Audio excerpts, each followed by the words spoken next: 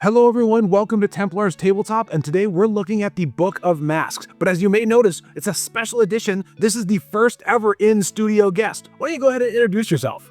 Hi, I'm Jalone. I'm a fellow nerd. I've worked with Templar on a few projects. I have an itch page under the name Geolith Games. I've produced a few things. Among one is Wizard Crack, which is a system I'm working on. And also this too. This is Book of Masks. It is a short Legend of Zelda, specifically the Majora's Mask, maybe one of the best entries in the series. But it is a Legend of Zelda inspired system agnostic supplement for various masks. I'll do a quick flip through, and why don't you tell us a little bit about the project? Yes, so this was a submission to the Majora's Mask Zelda TTRPG inspired game jam. And it's a system agnostic book of magic items, and I think there's like 10 of them in there. Yes, so I did a little bit of the copy and a little bit of the graphic design. We both basically came up with the ideas for the masks. Jalone did the excellent illustrations. I did some of the graphic design and some of the organizing some of the page, but we kind of collaborated on the content. Jalone, what's your favorite mask out of this bunch? So my favorite mask, and they'll probably be the first one, it's this wolf skull mask. And it's this skeletal wolf skull that you wear alongside of this wolf pelt. And it allows you to transform into a wolf. But the damage that the wolf takes is given to the pelt. So it adds this sort of game element of having to upkeep this article of clothing in the form of this pelt as the wolf takes damage.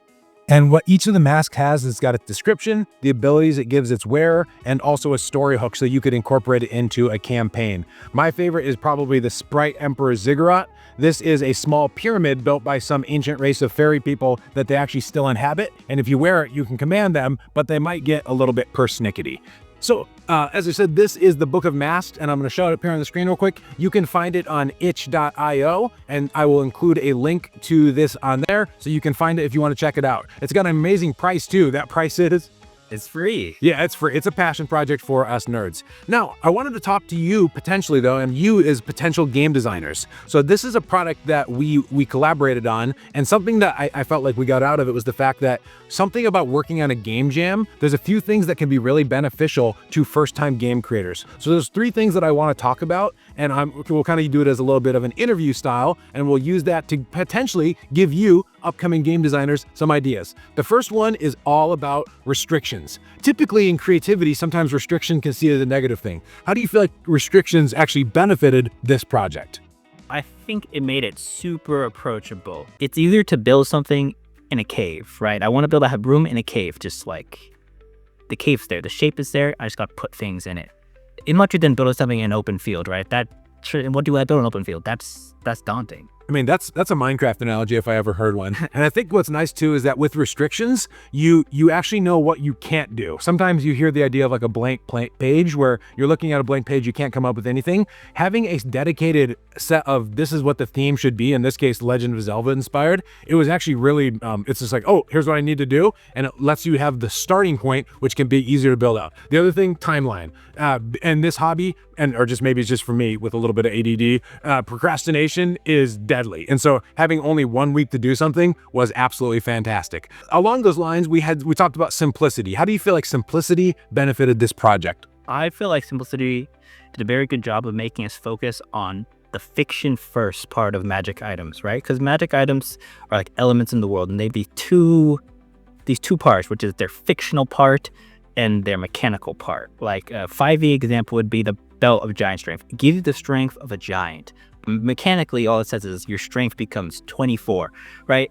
That was maybe not the best example. There's some like really long-winded magic item out there with paragraph and paragraphs of mechanics, but with our time limit, we just couldn't do that. So we just had to come up with a paragraph or 2 of fiction that mechanics could easily be derived from. One thing with simplicity is that I think part of the hobby is getting out like the most minimally viable product. Like I said, this is only a description, a few ideas for the story, and a small piece of art. And by the way, I love the illustrations, but the idea here is that it was like the smallest product that we can make and still be happy with. With my own game, S3 Lite, it started off as part of a game jam as just a 2-page document of something that I thought would be really cool. And I used that outline to expand out and build. So starting simple, what's nice about it is it keep it focused, but it also also lets you build onto those ideas later. The last one was the idea of doing it in a way that's enjoyable. Think about what do you think about that? Oh, it was great to work alongside another indie rules light TTRPG lover. Yeah. Like we talked about, so it can be a lonely hobby making games, right? Like it's something that you could only able to present once in a while when you're like trying to run the game, but like having another designer to bounce ideas off of was a game changer. Absolutely. And we were fortunate in that we actually met at a small gaming convention in the area that we're at. And so that was a nice connection point. And that actually was able to, that kept it a lot of fun. And it's cool to work with somebody. I imagine that at larger companies, it's a little more common, but especially for an indie person, it was just fun to, be able to actually have people to share the work with and the fun. But even if you can't find someone to work with, remember, keep the hobby fun. So find the games that you like, work on projects that you're excited about, and don't forget to try to come up with something that you're going to be happy with down the road. So keep it fun the best ways that you can. So that was an overview on the Book of Mask, which is a collaboration from Templar's Tabletop and the up-and-coming Geolith Games. And we're actually going to hear more about that soon as you talk about next time you're on the channel, which is going to be Wizard Crack, the best TTRPG ever. Well, except for maybe S3 Lite, but I think definitely a number 2. So thank you so much for being on the show, Jalone. Yeah, and thanks for having me. Absolutely. And this is a Book of Masks, as I said, and you can find it on itch.io. Links will be in the description. And so thank you all for tuning in. Hopefully you got encouraged to make your own project. And until next time, happy gaming.